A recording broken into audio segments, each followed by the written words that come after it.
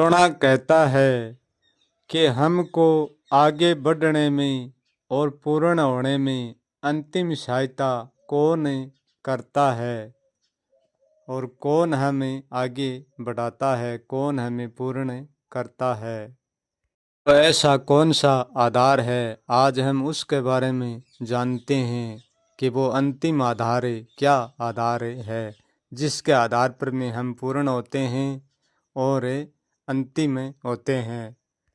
वो सबसे प्रथम है हमारा सर्वज्ञ समान भाव, सबके साथ एक जैसा बर्ताव करना। वो हमारा समान भाव सबसे पहले हमारी आगे पहुंचने में मदद करता है। और दूसरा है हमारा विवेक और तीसरा है हमारा ध्यान। ये तीनों कारण हमको पूर्ण होने में और अंतिम में सहायता करते हैं। उनके अलावा हमारी और कोई सहायता नहीं कर सकता। इन तीनों के आधार पर हम आगे बढ़ते हैं और आगे बढ़कर पूर्ण होते हैं। चाहे कितना ही विवेक हो और चाहे कितना ही गहरा ध्यानी हो, जब तक सर्वज्ञ समान भाव जिसके पास नहीं है वो पूर्ण आगे नहीं बढ़ सकता, कभी भी पूर्ण नहीं हो सकता। क्योंकि भेदभाव कभी भी आगे नहीं बढ़ने देता है। ये तो है आगे बढ़ने का राज, परंतु मेरा सच कुछ और ही कहता है। प्रथम तो मेरा सच ये कहता है कि हम आगे बढ़ते किन से हैं। और यदि हम आगे बढ़ते हैं तो हम तो आगे बढ़ जाते हैं, परंतु जो पीछे रहता है वो कौन होता है ये भी जानना है कि पीछे रहता है कि या नहीं भी रहता है। परंतु जो भी आगे बढ़ता है उसका पीछे कुछ न कुछ रहता है, कि उसका पीछे कुछ भी नहीं रहेगा तो वो आगे बढ़ भी नहीं पाएगा। अब प्रश्न ये उठता है कि हम आगे किस में बढ़ते हैं और पीछे किस में रहते हैं। आगे बढ़ने वाला कौन है जो जिसमें हम आगे बढ़ते हैं, और पीछे रहने वाला ऐसा क्या है जो हम उसमें पीछे रहते हैं। क्या ये दोनों आगे और पीछे होना दोनों अलग अलग है कि यानी एक ही है। यदि आगे बढ़ने वाला और पीछे रहने वाला दोनों अलग अलग हैं तब तो हम सब कुछ एक नहीं कह सकते। और यदि हम सब कुछ एक कहते हैं तो फिर हम आगे किस में बढ़ते हैं और पीछे किसको छोड़ते हैं। और यदि हम आगे बढ़ते हैं तो आगे बढ़ने से हमें क्या मिलेगा, और आगे हम नहीं बढ़ेंगे पीछे रहेंगे तो हमें क्या नहीं मिलेगा। और मिलेगा भी तो हमसे किन से मिलेगा हमको, और न मिलेगा तो हमको किन से नहीं मिलेगा। ऐसा क्या है जो जिसमें हम आगे बढ़ते हैं उनसे हमको कुछ मिलता है, और ऐसा वो क्या है जो हम पीछे रह जाते हैं उनमें हमको नहीं मिलता है। क्योंकि हम आगे इसलिए बढ़ते हैं कि हम आगे बढ़ जाएंगे तो सदा के लिए सुखी हो जाएंगे, और हम आगे नहीं बढ़ेंगे पीछे रहेंगे तो सदा के लिए दुखी रहेंगे। हमारा यही विचार है, सबका होता है, हमारी यही सोच होती है। इस कारण से हम आगे बढ़ते हैं, पीछे नहीं रहना चाहते हैं। ये सब दुख और सुख का कारण है। समान भाव सर्वज्ञ के कारण, विवेक के और ध्यान के कारण, इन तीनों को आगे बढ़ाते हैं तब हम उनके साथ आगे बढ़ जाते हैं। और इन तीनों को हम आगे नहीं बढ़ाते हैं तो हम पीछे ही रह जाते हैं। यही हमारा मानना है। हमें लगता है कि ये हमें आगे पहुंचाते हैं, हम इन तीनों को आगे बढ़ाएंगे तो ये हम आगे पहुंचा देते हैं, और हम तीनों को नहीं बढ़ाएंगे तो ये हमें आगे नहीं पहुंचाएंगे, पीछे ही रख लेंगे। परंतु सच तो ये है कि आगे बढ़ना ही पीछे आने का दुख है, और पीछे रहना ही आगे बढ़ने का दुख है। परंतु जो अस्थाई सुख है उसको मैं सुख कहकर भी सुख नहीं कह सकता। वो ना तो आगे बढ़ने से मिलता है और ना पीछे रहने से बिछड़ता है, क्योंकि अस्थाई जो सुख है उसमें आगा पीछा नहीं होता।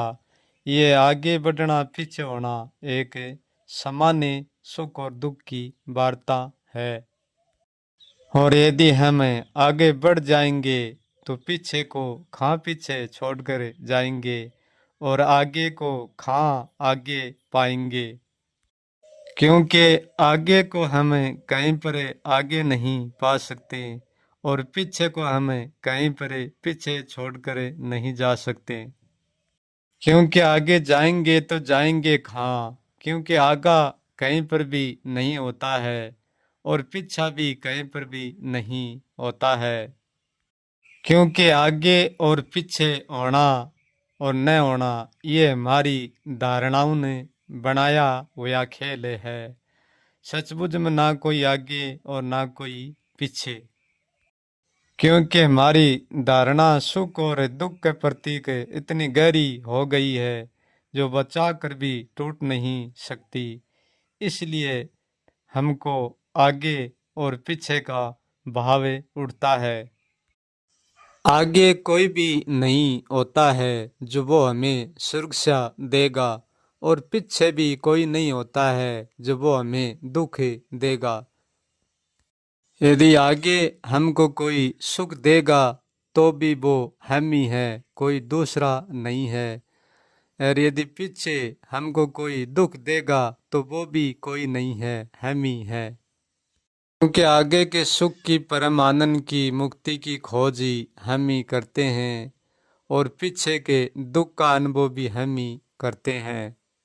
ये हमारा कोई दोष नहीं है, ये हमारा कर्तापन का भ्रम है।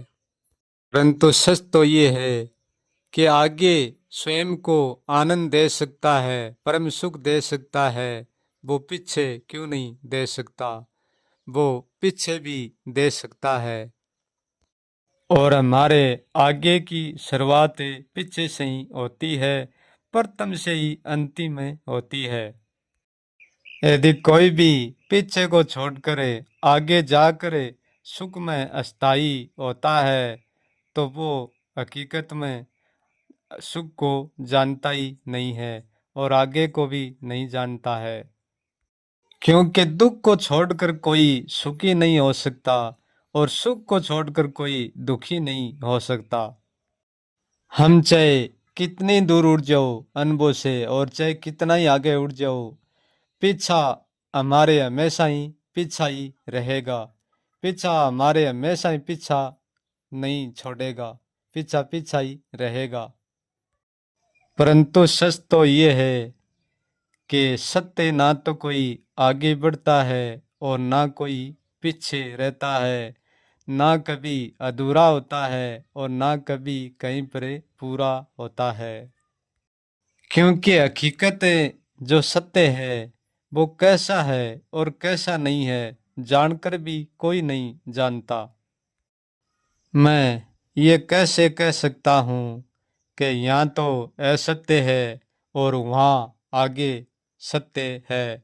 मैं नहीं कह सकता, क्योंकि मैं जब नहीं जानता था जब तो मैं कह सकता था, परंतु अब मैं नहीं कह सकता हूँ। ये कहाँ सत्य है और कहाँ असत्य, कहाँ तो आगा होता है और कहाँ पीछा होता है। क्योंकि सत्य ना तो एक होता है और ना दो होता है और ना अनेक होता है। जहाँ आगा है वहीं पीछा है और जहाँ पीछा है वहीं आगा है। आगे और पीछे का अर्थ है दो तरफ का खिंचाव। एक आगे खींचता है एक पीछे खींचता है, उसका नाम है तनाव। ये संसार सारा तनाव में है और खींचने वाला तनाव है कोई दूसरा नहीं, स्वयं ही है। स्वयं ही खुद को आगे खींचता है और स्वयं ही खुद को पीछे खींचता है। और ये तनाव कभी भी टूटता नहीं है। जिसने इस तनाव को जान लिया वो व्यक्ति इस तनाव से स्वयं टूट जाता है। फिर वो जहाँ है और जैसा है वो वैसा ही है। फिर वो नहीं तो आगे का कह पाएगा और ना पीछे का कह पाएगा, ना वो ऐसा कह पाएगा ना वैसा कह पाएगा, कुछ भी नहीं कह पाएगा। जैसा है वैसा है, नहीं है तो भी है और है भी तो भी नहीं है। यदि व्यक्ति की कोई भी धारणा और धारणा नहीं है, कुछ भी नहीं है व्यक्ति के पास तो फिर व्यक्ति कुछ भी नहीं कह सकता। परंतु सच तो ये है कि जानने के बाद भी सब कुछ करना पड़ता है और न जानते हैं तब भी सब कुछ करना पड़ता है। और ये भी सच है कि सब कुछ करके भी कुछ नहीं करता। दुख का डर भी व्यक्ति स्वयं की धारणाओं और स्वयं की अनुभूति से ही बनाता है। और सुख की निर्भीकता व्यक्ति अपनी धारणाओं से स्वयं ही अपने अनुभूति से बनाता है।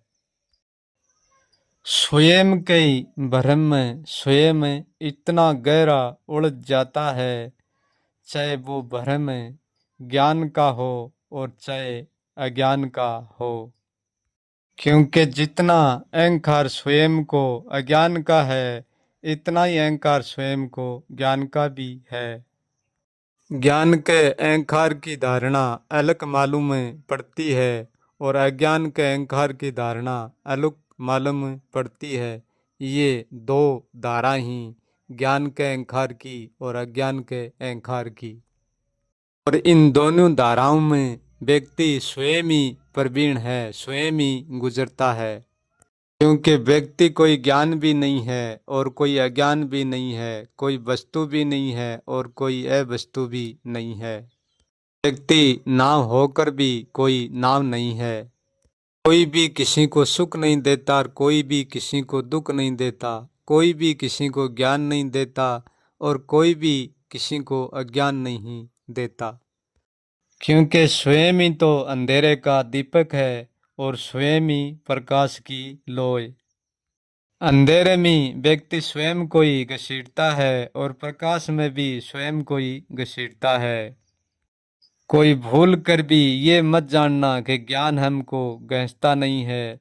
जितना अज्ञान गहसता है इतना ही हमें ज्ञान ही गहसता है। क्योंकि इस सत्य को जिसने जाना है उसको पता है और जिसने नहीं जाना है उसको कोई भी पता नहीं है। हम सब कुछ मिटा देते हैं फिर भी एक को जिंदा रख लेते हैं। हम कहते हैं कि कुछ भी नहीं है, केवल भ्रम है। इस भ्रम को हम कहकर जिंदा रख लेते हैं। हम कहते हैं तब भी ये भ्रम जिंदा है और हम न कहेंगे तब भी ये भ्रम जिंदा है। एक को तो हम मिटा नहीं सकते, चाह कर भी नहीं मिटा सकते, जिंदा रखना ही पड़ता है। क्योंकि अंतिम चाहे किस बात को भी जिंदा रखे हम जिंदा रख लेते हैं। हम ये कहेंगे कि कुछ भी नहीं है तब भी कुछ भी तो जिंदा फिर भी जिंदा ही है, कुछ भी तो बचा है। क्योंकि कुछ का भाव तो फिर भी बचा रह जाता है। और जब एक बच जाता है तब सब कुछ बच जाता है और जब एक मिट जाता है तब सब कुछ मिट जाता है। और वो एक मिटने वाला स्वयं है, स्वयं सब कुछ से मिट जाते हैं तब सब कुछ मिट जाता है। क्योंकि सब कुछ तो फिर भी वैसा का वैसा ही है, परंतु जो मिट जाता है उनके लिए सब कुछ भी मिट जाता है और मिटने वाला भी मिट जाता है। ये विचारधारा सबके लिए समझनी सरल नहीं है।